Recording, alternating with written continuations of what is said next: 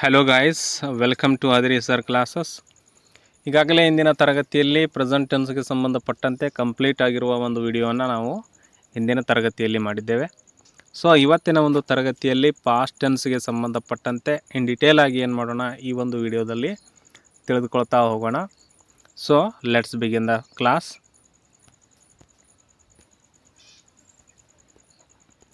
So class ಪ್ರಾರಂಭ ಮಾಡೋಕ್ಕಿಂತ ಮುಂಚೆ ನಾವೇನು ಮಾಡ್ತಾಯಿದ್ದೀವಿ, ಇಲ್ಲಿ ಪ್ರೆಸೆಂಟ್ ಟೆನ್ಸ್ಗೆ ಸಂಬಂಧಪಟ್ಟಂತೆ 4 ಟೈಪ್ಸ್ಗಳನ್ನು ನೋಡಿದ್ದೇವೆ. Simple present tense, next present continuous tense, present perfect tense, present perfect continuous tension ಏನು ಮಾಡಿದ್ದೀವಿ ಹಿಂದಿನ ತರಗತಿಯಲ್ಲಿ ಇನ್ ಡಿಟೇಲ್ ಆಗಿರುವಂಥ ವಿಡಿಯೋನ ನಾವೊಂದು ತರಗತಿಯಲ್ಲಿ ಹೇಳಿದ್ದೇನೆ. ಸೊ ಅದು ವಿಡಿಯೋ ಕೂಡ ಏನು ಮಾಡಿದ್ದೇನೆ ಇಲ್ಲಿ ಅಪ್ಲೋಡ್ ಮಾಡಿರ್ತೇನೆ. ಇನ್ನು ಯಾರ್ಯಾರು ಅದನ್ನು ನೋಡಿಲ್ಲ ದಯವಿಟ್ಟು ಹೋಗಿ ನೋಡ್ಕೊಂಬನ್ನಿ ಅನ್ನೋ ಹೇಳ್ತಾ, ಸೊ ಇವತ್ತಿನ ಒಂದು ತರಗತಿಯಲ್ಲಿ ಪಾಸ್ಟ್ ಟೆನ್ಸ್ಗೆ ಸಂಬಂಧಪಟ್ಟಂತೆ ಕಂಪ್ಲೀಟ್ ಆಗಿರುವಂಥದ್ದು ಇಲ್ಲಿ ಮುಖ್ಯವಾಗಿ ನಾವು 4 ಟೈಪ್ಸ್ಗಳನ್ನು ಏನು ಮಾಡ್ತೇವೆ ನೋಡ್ಕೊಳ್ತಾ ಹೋಗ್ತೇವೆ. ವೆರಿ ಫಸ್ಟ್ ಬರುವಂಥದ್ದು simple past tense. It used to describe completed actions that happened in the past. ಭೂತಕಾಲದಲ್ಲಿ ಕಂಪ್ಲೀಟ್ ಆಗಿ ಅಥವಾ ಪೂರ್ಣಗೊಂಡಿರುವಂಥ ಕ್ರಿಯೆಯ ಬಗ್ಗೆ ಮಾತನಾಡಲಿಕ್ಕೆ ಬಳಸುವಂಥದ್ದು ಯಾವುದಾಗಿರ್ತದೆ ಅಂತಂದಾಗ ಸಿಂಪಲ್ ಪಾಸ್ಟ್ ಟೆನ್ಸ್, ಸಾದಾ ಭೂತಕಾಲ ಅಂತ ಕರಿತೇವೆ. So the structure is here. ಸ್ಟ್ರಕ್ಚರನ್ನು ನೋಡಿದಾಗ ಪಾಸಿಟಿವ್ ಸ್ಟೇಟ್ಮೆಂಟಿಗೆ ಏನಿರ್ತದೆ ಫಾರ್ಮುಲಾ ಸಬ್ಜೆಕ್ಟ್ ಇರ್ತದೆ. ನೆಕ್ಸ್ಟ್ ಅದರ ಜೊತೆಗೆ V2 ಫಾರ್ಮನ್ನು ನಾವೇನು ಮಾಡ್ತೀವಿ ಕಂಪ್ಲೀಟಾಗಿ ಬಳಕೆ ಮಾಡ್ಕೊಳ್ತೇವೆ. ಅದಾದ ನಂತರ ಆಬ್ಜೆಕ್ಟ್ ಪಾರ್ಟನ್ನು ಬಳಕೆ ಮಾಡ್ಕೊಳ್ತೇವೆ. ಸೊ ಒಂದು ವೇಳೆ ನೆಗೆಟಿವ್ ಸ್ಟೇಟ್ಮೆಂಟ್ ಆಗಿತ್ತು ಅಂತಂದಾಗ ಸಬ್ಜೆಕ್ಟ್ ಬಳಸಬೇಕಾಗ್ತದೆ. ಅದಾದ ನಂತರ ಡಿಡ್ ನಾಟನ್ನು ಬಳಸಬೇಕು. ನೆಕ್ಸ್ಟ್ V1 ಫಾರ್ಮ್ನೊಳಗೆ ಏನು ಮಾಡಬೇಕು ವರ್ಬನ್ನು ಬರಿಬೇಕು. ಇಲ್ಲಿ V2 ಫಾರ್ಮ್ನೊಳಗೆ ಏನು ಬರಿತೇವೆ ನೆಗೆಟಿವ್ದೊಳಗೆ V1 ಫಾರ್ಮ್ನಾಗ ಬರಿಬೇಕಾಗ್ತದೆ. ಅದಾದ ನಂತರ ಆಬ್ಜೆಕ್ಟ್ ಪಾರ್ಟನ್ನು ಹಾಕಬೇಕಾಗ್ತದೆ. ಸೊ ನೆಕ್ಸ್ಟ್ ಇಂಟ್ರಾಗೇಟಿವ್ ಅಂತಂದಾಗ ಇಲ್ಲಿ ಡಿಡ್ಡನ್ನು ನಾವೇನು ಮಾಡಬೇಕು ಮುಂದ್ಗಡೆ ಹಚ್ಕೊಳ್ಬೇಕು, ಅಂದರೆ ಸಬ್ಜೆಕ್ಟ್ ಇರುವಂಥ ಜಾಗದಲ್ಲಿ ಹಚ್ಕೊಳ್ಬೇಕು. ದೆನ್ ಅದಾದ ನಂತರ ಏನು ಮಾಡಬೇಕು ಸಬ್ಜೆಕ್ಟ್ ಪಾರ್ಟನ್ನು ಆ್ಯಡ್ ಮಾಡಬೇಕು. ದೆನ್ V1 ಪಾರ್ಟನ್ನು ಆ್ಯಡ್ ಮಾಡಬೇಕು. ನೆಕ್ಸ್ಟ್ ಆಬ್ಜೆಕ್ಟನ್ನು ಆ್ಯಡ್ ಮಾಡಿಕೊಂಡು ಕ್ವಶನ್ ಮಾರ್ಕನ್ನು ಆ್ಯಡ್ ಮಾಡಿದ್ರೆ ಇದು ಇಂಟ್ರಾಗೇಟಿವ್ ಪಾಸ್ಟ್ ಟೆನ್ಸ್ಗೆ ಸಂಬಂಧಪಟ್ಟಿರುವಂಥ ಒಂದು ಸ್ಟ್ರಕ್ಚರ್ ಅಂತ ನೋಡ್ತೇವೆ. ಸೊ ರೂಲ್ಸ್ಗಳನ್ನು ನೋಡಿದಾಗ ರೂಲ್ಸ್ ಏನೇನು ಇರ್ತದೆ ಇದ್ರೊಳಗೆ ಅಂತಂದಾಗ ಯೂಸ್ V2 ಫಾರ್ಮ್, ಅಂದರೆ ಪಾಸ್ಟ್ ಫಾರ್ಮನ್ನು ಏನು ಮಾಡಬೇಕು ನಾವು ವರ್ಬನ್ನು ಬರಿಬೇಕಾಗ್ತದೆ. Then in negative and interrogative sentences always use did plus base verb. Base verb ಅಂತಂದ್ರೆ ಏನಿರ್ತದೆ V1 ಇರ್ತದೆ. ಬೇಸ್ ವರ್ಬ್ ಅಂತಂದಾಗ V1 ಅಂತ ಕರಿತೇವೆ. Next in common time words ಅಂತ ಕರಿತೀವಿ ನಾವು.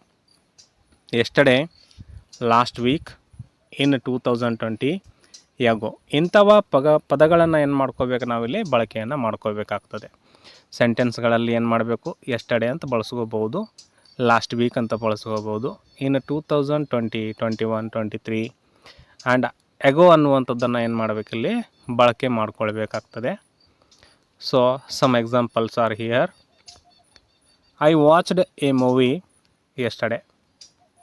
I watched a movie yesterday. So subject formula ನೋಡಿದಾಗ V2. ನೆಕ್ಸ್ಟ್ ಆಬ್ಜೆಕ್ಟ್ ಪಾರ್ಟನ್ನು ಇಲ್ಲೇನು ಮಾಡ್ತಾಯಿದ್ದೀವಿ ನೋಡ್ತಾ ಇದ್ದೀವಿ. Next she cooked biryani. ನೋಡಿರಿ, ಸಿ ಅನ್ನುವಂಥದ್ದು ಸಬ್ಜೆಕ್ಟ್, ಕುಕ್ಡ್ ಅನ್ನುವಂಥದ್ದು V2 ಫಾರ್ಮ್. ನೆಕ್ಸ್ಟ್ ಬಿರಿಯಾನಿ ಅನ್ನುವಂಥದ್ದು ಏನಾಗಿದೆ ಇಲ್ಲಿ ಆಬ್ಜೆಕ್ಟ್ ಪಾರ್ಟ್ ಆಗ್ಯದ. Next they played cricket. They ಅನ್ನುವಂಥದ್ದು ಸಬ್ಜೆಕ್ಟ್, ಪ್ಲೇಯ್ಡ್ ಅನ್ನುವಂಥದ್ದು V2, ಕ್ರಿಕೆಟ್ ಅನ್ನುವಂಥದ್ದು ಆಬ್ಜೆಕ್ಟ್ ಪಾರ್ಟ್. ಸೊ ಇದೇ ರೀತಿ ನೀವು ಸೆಂಟೆನ್ಸ್ಗಳಲ್ಲಿ ನೋಡ್ತಾ ಹೋದರೆ ನಿಮಗೆ ಕಂಪ್ಲೀಟ್ ಆಗಿರುವಂಥ ಒಂದು ಟೆನ್ಸ್ನ ಐಡಿಯಾ ಗೊತ್ತಾಗ್ತದೆ. We clean the house, he wrote a letter, I visited Hampi last year. So ಇದ್ರೊಳಗೆ ಪಾಸ್ಟ್ ಟೆನ್ಸ್ಗೆ ಸಂಬಂಧಪಟ್ಟಂತೆ ಏನೇನು ಯೂಸ್ ಮಾಡ್ಕೊಂಡಿದ್ವಿ, ಲಾಸ್ಟ್ ಇಯರ್ ಅನ್ನುವಂಥದ್ದು ಬಳಕೆ ಮಾಡ್ಕೊಂಡಿವಿ, ಯೆಸ್ಟರ್ಡೇ ಅನ್ನುವಂಥದ್ದನ್ನು ಬಳಕೆ ಮಾಡ್ಕೊಂಡಿವಿ, ಇನ್ 2020 ಅಂತ ಬಳಕೆ ಮಾಡ್ಕೊಳ್ತೇವೆ. So next you helped me. So ಇಲ್ಲಿರುವಂಥದ್ದು ಸಬ್ಜೆಕ್ಟ್ ಯಾವುದು, ವರ್ಬ್ ಯಾವುದು, ಆಬ್ಜೆಕ್ಟ್ ಯಾವುದು ಅನ್ನುವಂಥದ್ದನ್ನು ಕಮೆಂಟ್ ಮೂಲಕ ಏನು ಮಾಡಿರಿ ತಿಳಿಸ್ರಿ. Next she sang a song. Next they danced well, we travel to Goa, I called my father. Next he opened the shop early, she read the book. She read the book. We walked to school. They stayed at the hotel. He painted the wall. I studied hard for the exam. She smiled at me. The dog barked loudly. And I lost my phone. So ಇದಾಗಿತ್ತು simple present ಟೆನ್ಸ್ಗೆ ಸಂಬಂಧಪಟ್ಟಂತೆ. Next ನೋಡೋಣ past continuous tense. So past continuous tense ಅಂದರೆ ಏನಿರ್ತದೆ? Describes actions that were in progress at a specific time in the past. ನೋಡಿರಿ, ಭೂತಕಾಲದಲ್ಲಿ ಒಂದು ನಿರ್ದಿಷ್ಟವಾಗಿರುವ ಒಂದು ಸಮಯದಲ್ಲಿ ಏನಾಗ್ತಾ ಇರ್ತದೆ, ನಡೀತಾ ಇರ್ತದೆ ಅನ್ನುವಂಥದ್ದನ್ನು ಇಲ್ಲಿ ಹೇಳ್ತಾ ಇದ್ದಾರೆ.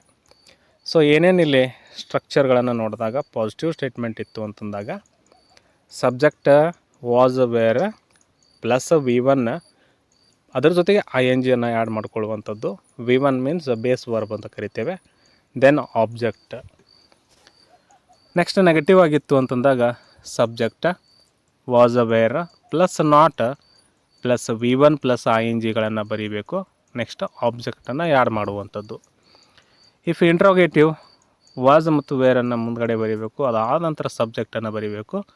Then V1 plus ING at last object question ಮಾರ್ಕನ್ನು ಏನು ಮಾಡಬೇಕು, ಆ್ಯಡ್ ಮಾಡಬೇಕಾಗ್ತದೆ. ಸೊ ರೂಲ್ಸ್ಗಳು ಏನೇನು ಇಲ್ಲಿ ಇರ್ತವೆ ಅನ್ನುವಂಥದ್ದನ್ನು ನೋಡಿದಾಗ ಯೂಸ್ ವಾಸ್ ವಿತ್. ನೋಡಿರಿ, ವಾಸನ್ನು ಯಾವುದರ ಜೊತೆಗೆ ನಾವು ಬಳಕೆ ಮಾಡ್ಕೋಬೇಕು ಅನ್ನುವಂಥದ್ದನ್ನು ನೋಡಿದಾಗ ಸಿಂಗ್ಯುಲರ್ ನೌನ್ಸ್ಗಳು ಅಥವಾ ಪ್ರೊನೌನ್ಸ್ಗಳು ಏನಿರ್ತಾವಲ್ಲ ಅವುಗಳಿಗೆ ಮಾತ್ರ ಏನು ಮಾಡಬೇಕು, ನಾವು ವಾಸನ್ನು ಬಳಕೆ ಮಾಡಬೇಕಾಗ್ತದೆ. For example I, he, she, it.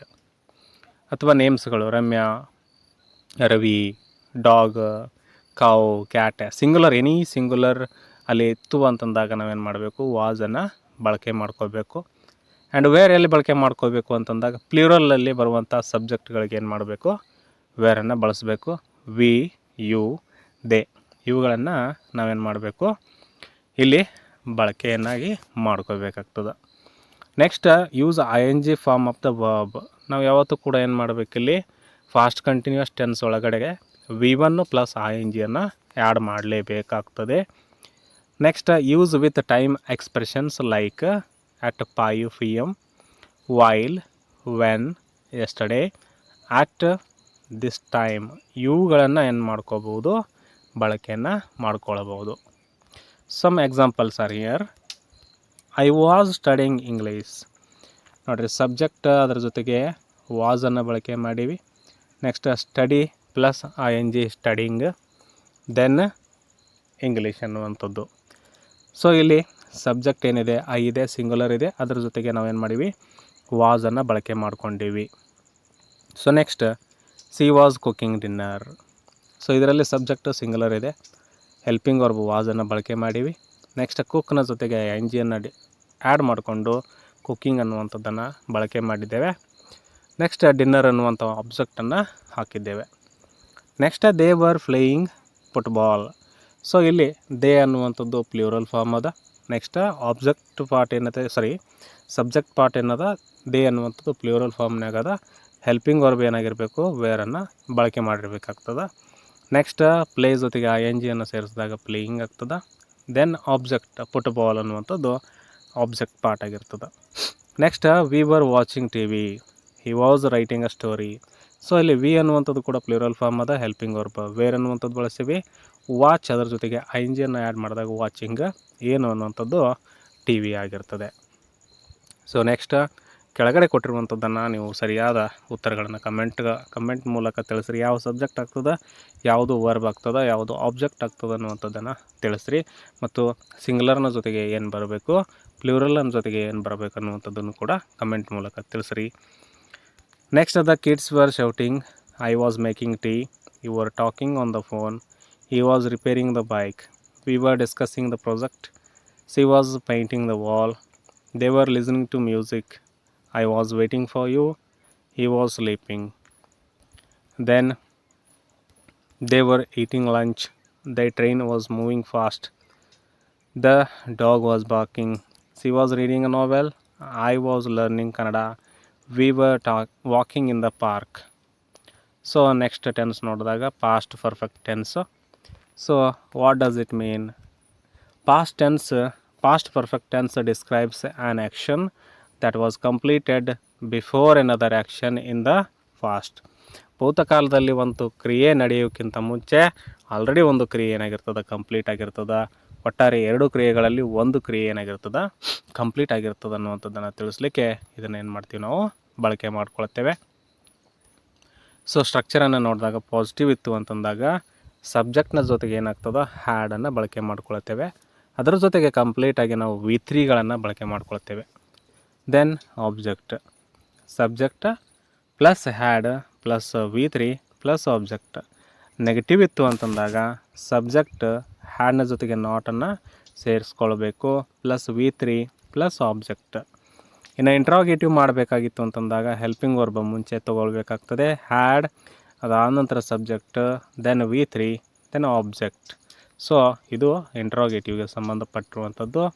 ರೂಲ್ಸನ್ನು ನೋಡಿದಾಗ use had with all subject. ಇಲ್ಲಿ ಸಿಂಗ್ಯುಲರ್ ಇರ್ಬೋದು ಅಥವಾ ಪ್ಲೂರಲ್ ಆದರೂ ಕೂಡ ಇರ್ಬೋದು. ಅದರ ಜೊತೆಗೆ ನಾವೇನು ಮಾಡಬೇಕು, we use had only. So use past participle V3 form of the verb. ಯಾವತ್ತೂ ಕೂಡ ನಾವಿಲ್ಲಿ ಏನು ಮಾಡಬೇಕು, ಪರ್ಫೆಕ್ಟ್ ಟೆನ್ಸ್ಗಳಲ್ಲಿ V3ಗಳನ್ನು ಮಾತ್ರ ಬಳಕೆ ಮಾಡಬೇಕಾಗ್ತದೆ. So next often used with before, after, already, by the time, when. ಇಂಥ ಒಂದು ವರ್ಡ್ಸ್ಗಳನ್ನು ನಾವೇನು ಮಾಡ್ಕೊಳ್ತೇವೆ, ಅಲ್ಲಿ ಬಳಕೆ ಮಾಡ್ಕೊಳ್ತೇವೆ. Before, after, already, by the time, when. ಈ ಒಂದು ವರ್ಡ್ಸ್ಗಳನ್ನು ಮಾಡಿಕೊಂಡು 2 ಸೆಂಟೆನ್ಸ್ಗಳನ್ನು ಅಲ್ಲಿ ನಾವು ನೋಡ್ತಾ ಇರ್ತೇವೆ. ಆಲ್ರೆಡಿ ಒಂದು ಕ್ರಿಯೆ ಏನಾಗಿರ್ತದೆ, ಅಲ್ಲಿ ಮುಗಿದು ಹೋಗಿರ್ತದೆ. ಸೊ ನೆಕ್ಸ್ಟ್ ಎಕ್ಸಾಂಪಲ್ಸನ್ನು ನೋಡಿದಾಗ ಇಲ್ಲಿ I had finished the work before sunset. ನೋಡಿ ಇಲ್ಲಿ ಸನ್ಸೆಟ್ ಅನ್ನುವಂಥದ್ದು ಕ್ರಿಯೆ ಏನಾಗ್ಯದ, ಇನ್ನೂ ಆಗಿಲ್ಲ, ಬಟ್ ಅದಕ್ಕಿಂತ ಒಂದು ಕೆಲಸ ಏನಾಗಿದೆ, ಕಂಪ್ಲೀಟ್ ಆಗ್ಯದ. I had finished the work before the sunset. ಇಲ್ಲಿ ನೋಡಿರಿ ಯಾವ ರೀತಿ ಪದಗಳನ್ನು ಬಳಕೆ ಮಾಡಿಕೊಂಡಿದ್ದೇವೆ.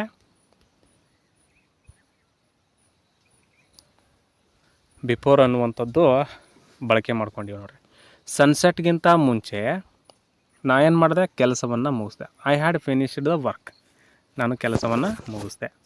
C had gone home, they had played the match, we had eaten dinner, he had return the report.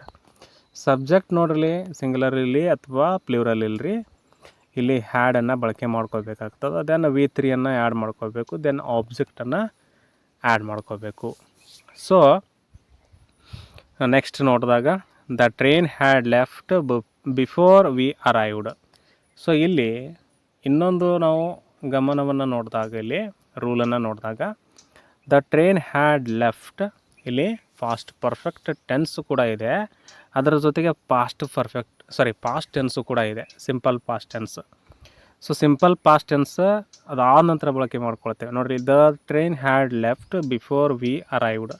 ನಾವು ಬರುವಕ್ಕಿಂತ ಮುಂಚೆ ಟ್ರೈನ್ ಏನಾಯಿತು, ಹೋಗ್ತು ಅಥವಾ ಹೋಯ್ತು ಅನ್ನುವಂಥದ್ದನ್ನು ಇಲ್ಲಿ ನೋಡ್ತಾ ಇದ್ದೇವೆ. Next I had slept early, she had red the book, they had met the teacher, we had seen that movie, he had repaired the car, I had forgotten the keys, she had washed the clothes, he had drawn a picture, they had opened the shop, I had cooked rice, we had bought tickets, the guest had left, she had cleaned the room, I had joined the course before April. ನೋಡಿರಿ, ಏಪ್ರಿಲ್ನ ಮುಂಚೆ ನಾ ಕೋರ್ಸನ್ನು ಏನು ಮಾಡಿದೆ, join ಆದೆ. ಇಲ್ಲಿ 2 ಟೆನ್ಸ್ಗಳು ಕೂಡ ನಾವೇನು ಮಾಡ್ತಾಯಿದ್ದೀವಿ, 2 ಅರ್ಥವನ್ನು ಕೊಡುವಂಥದ್ದನ್ನು ನೋಡ್ತಾಯಿದ್ವಿ. ಏಪ್ರಿಲ್ಗಿಂತ ಮುಂಚೆ ನಾ ಏನು ಮಾಡಿದೆ, ಕೋರ್ಸನ್ನು ಜಾಯಿನ್ ಆದೆ ಅನ್ನುವಂಥದ್ದನ್ನು ನೋಡ್ತಾಯಿದ್ವಿ. At last past perfect continuous tense. Past perfect continuous tense ಅಂತಂದಾಗ ನಿಮಗೆ ಗೊತ್ತಿರಬೇಕು, ಇಲ್ಲಿ ಪರ್ಫೆಕ್ಟ್ ಪ್ಲಸ್ ಕಂಟಿನ್ಯೂಸ್. ಅರ್ಧ ಕ್ರಿಯೆ ಏನಾಗಿರ್ತದೆ, ಪಾಸ್ಟ್ ಟೆನ್ಸ್ನೊಳಗೆ ಮುಗಿದಿರ್ತದೆ, ಇನ್ನು ಅರ್ಧ ಕ್ರಿಯೆ ಏನಾಗಿರ್ತದೆ, ಕಂಟಿನ್ಯೂ ಇರ್ತದೆ. So here describes an action that was continuing for some time before another action happen in the past. ಒಂದು ಕ್ರಿಯೆ ಮುಗಿಯೋಕ್ಕಿಂತ ಮುಂಚೆ ಇನ್ನೊಂದು ಕ್ರಿಯೆ ಏನಾಗಿರ್ತದೆ, ಕಂಟಿನ್ಯೂ ಆಗಿ ಇರ್ತದೆ. ಯಾವುದ್ರೊಳಗೆ, ಪಾಸ್ಟ್ ಟೆನ್ಸ್ ಒಳಗೆ. ಸೊ ಪಾಸಿಟಿವ್ ಇಲ್ಲಿ ನಾವು ಸ್ಟ್ರಕ್ಚರನ್ನು ನೋಡಿದಾಗ ಸಬ್ಜೆಕ್ಟ್ ಅದರ ಜೊತೆಗೆ ಹ್ಯಾಡ್ ಬೀನ್. ಸೊ ಇಲ್ಲಿ ಸಿಂಗ್ಯುಲರ್ ಇರಲಿ ಅಥವಾ ಪ್ಲೂರಲ್ ಇರಲಿ ಸಬ್ಜೆಕ್ಟ್, ಅದರ ಜೊತೆಗೆ ಹ್ಯಾಡ್ ಬೀನನ್ನು ಬಳಕೆ ಮಾಡ್ಕೋತೀವಿ. ದೆನ್ V1 ಅದರ ಜೊತೆಗೆ ING, ನೆಕ್ಸ್ಟ್ ಆಬ್ಜೆಕ್ಟನ್ನು ಹಾಕ್ಕೊಂಡು ಅದಾದ ನಂತರ ಫಾರ್, ಸಿನ್ಸ್ ಪ್ಲಸ್ ಟೈಮನ್ನು ಏನು ಮಾಡ್ತೇವೆ ಬಳಕೆ ಮಾಡ್ಕೊಳ್ತೇವೆ. ಸೊ ನೆಕ್ಸ್ಟ್ ಸಬ್ಜೆಕ್ಟ್ ನೆಗೆಟಿವ್ ಆಗಿತ್ತು ಅಂತಂದಾಗ ಸಬ್ಜೆಕ್ಟ್ ಹ್ಯಾಡ್ ನಾಟ್ ಬೀನ್. ನೋಡಿ ಹ್ಯಾಡ್ ಬೀನ್ ನಾಟ್ ಅಲ್ಲ, ಹ್ಯಾಡ್ ನಾಟ್ ಬೀನ್ ಆಗ್ತದೆ. Next V1 plus ING. Next interrogative ಆಗಿತ್ತು ಅಂತಂದಾಗ ಹ್ಯಾಡನ್ನು ಮುಂಚೆ ತೊಗೊಂಡು ಸಬ್ಜೆಕ್ಟನ್ನು ಅದಾದ ನಂತರ ಬರೀಬೇಕು. ನೆಕ್ಸ್ಟ್ ಬೀನನ್ನು ಬರೀಬೇಕಾಗ್ತದೆ. V1 ಪ್ಲಸ್ ING ಕ್ವಶನ್ ಮಾರ್ಕನ್ನು ಆ್ಯಡ್ ಮಾಡ್ಕೋಬೇಕು. ಸೊ ರೂಲ್ಸನ್ನು ನೋಡಿದಾಗ use had been for all subject. ಎಲ್ಲ ಸಬ್ಜೆಕ್ಟ್ಗಳಿಗೆ ನಾವೇನು ಮಾಡ್ಬೋದು, ಹ್ಯಾಡ್ ಬೀನನ್ನು ಬಳಕೆ ಮಾಡ್ಕೊಳ್ಬೇಕಾಗ್ತದೆ. Use ING form of the verb. ಇಲ್ಲಿ ING ಅಂದರೆ V1 ಸೆಂಟೆನ್ಸ್ಗೆ ಏನು ಮಾಡಬೇಕು, V1 ವರ್ಡ್ಗೆ ಏನು ಮಾಡಬೇಕು, ನಾವು INGಗಳನ್ನು ಬಳಕೆ ಮಾಡ್ಕೋಬೇಕಾಗ್ತದೆ. So use for duration, since, point of the time. For ಅನ್ನುವಂಥದ್ದು ಡ್ಯೂರೇಷನ್ಗೆ, ಅಂದರೆ for 2 years, for 3 years, for 4 years, for a week, for a month ಅನ್ನುವಂಥದ್ದು ಡ್ಯೂರೇಷನ್, ಒಂದು ಅವಧಿಗೋಸ್ಕರ ಬಳಕೆ ಮಾಡುವಂಥದ್ದು. ನೆಕ್ಸ್ಟ್ ಸಿನ್ಸ್ ಅನ್ನುವಂಥದ್ದು ಪಾಯಿಂಟ್ ಆಫ್ ಟೈಮ್, ಈ ಒಂದು ಸಮಯಕ್ಕೆ, ಈ ಒಂದು ಅವಧಿಗೆ, ಈ ಒಂದು ದಿನಾಂಕಕ್ಕೆ ಅನ್ನುವಂಥದ್ದನ್ನು ನಾವೇನು ಮಾಡ್ತೇವೆ, ಸಿನ್ಸನ್ನು ಬಳಕೆ ಮಾಡ್ಕೊಳ್ತೇವೆ. ಸೊ ಇಲ್ಲಿ I had been studying for 3 hours. ಇಲ್ಲಿ ನಾವು ಡ್ಯೂರೇಷನನ್ನು ನೋಡಕತ್ತೀವಿ. ಎಷ್ಟು ಅವರ್ ರೀ, 3 hour ಡ್ಯೂರೇಷನನ್ನು ನೋಡ್ತಾ ಇದ್ದೇವೆ. ಹಾಗಾಗಿ ಇಲ್ಲಿ ಫಾರನ್ನು ಬಳಕೆ ಮಾಡಿಕೊಂಡಿದ್ದೇವೆ. Next she had been cooking since morning. ನಾವು ಮಾರ್ನಿಂಗ್ ಅನ್ನುವಂಥದ್ದು ಒಂದು ಪಾಯಿಂಟಾಗಿ ನಾವು ಏನು ಮಾಡ್ತಾಯಿದ್ದೀವಿ, ತಿಳಿಸ್ಕೊಳ್ತೀವಿ. ಪಾಯಿಂಟ್ ಆಫ್ ಟೈಮ್, ಒಂದು ಸಮಯದ ಅವಧಿಯನ್ನು ನಿಗದಿಪಡಿಸಿರುವಂಥದ್ದು. She had been cooking since morning, ಬೆಳಗ್ಗೆಯಿಂದ ಅಡುಗೆಯನ್ನು ಮಾಡ್ತಾ ಇದ್ದಾಳೆ. Okay. Next they had been playing cricket for an hour. ಅವರು 1 ಗಂಟೆಯ ಅವಧಿಗಾಗಿ ಕ್ರಿಕೆಟನ್ನು ಆಡುತ್ತಾ ಇದ್ದಾರೆ. He had been sleeping for 2 hours. Next we had been waiting since 5 PM. I had been reading the novel. You had been learning English. He had been walking daily. She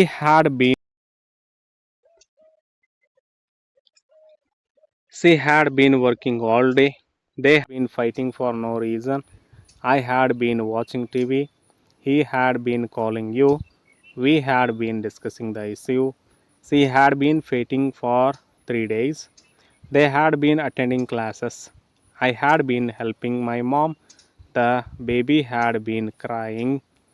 Next, he had been talking on the phone. We had been practicing for the match. She had been typing the report. At last. So, this is the complete past tense in easy way. ನಾವು complete ಆಗಿರುವಂಥ past tension ಭಾಳಷ್ಟು ಸುಲಭವಾಗಿ ಏನು ಮಾಡಿದ್ವಿ, ನೋಡಿದ್ದೇವೆ. So ಇನ್ನೂ ಯಾರ್ಯಾರು ನನ್ನ ಚಾನಲನ್ನು ಸಬ್ಸ್ಕ್ರೈಬ್ ಮಾಡಿಲ್ಲ, ದಯವಿಟ್ಟು ಸಬ್ಸ್ಕ್ರೈಬ್ ಮಾಡ್ಕೊಳ್ಳಿ. ಮುಂದಿನ ವೀಡಿಯೋಗಳನ್ನು ನಿಮಗೇನಾಗ್ತದೆ ಸಿಗ್ತದೆ ಅನ್ನುವಂಥದ್ದನ್ನು ಈ ಒಂದು ವಿಡಿಯೋ ಮೂಲಕ ತಿಳಿಸ್ತಾ, ಸೊ ನೆಕ್ಸ್ಟ್ ಒಂದು ಕ್ಲಾಸ್ನಲ್ಲಿ ಫ್ಯೂಚರ್ ಟೆನ್ಸ್ಗೆ ಸಂಬಂಧಪಟ್ಟ ಹಾಗೆ ಕಂಪ್ಲೀಟ್ ಆಗಿರುವಂಥ ಡೀಟೇಲ್ಸನ್ನು ಮುಂದಿನ ಒಂದು ವಿಡಿಯೋಗಳಲ್ಲಿ ನೋಡೋಣ. Thank you for watching.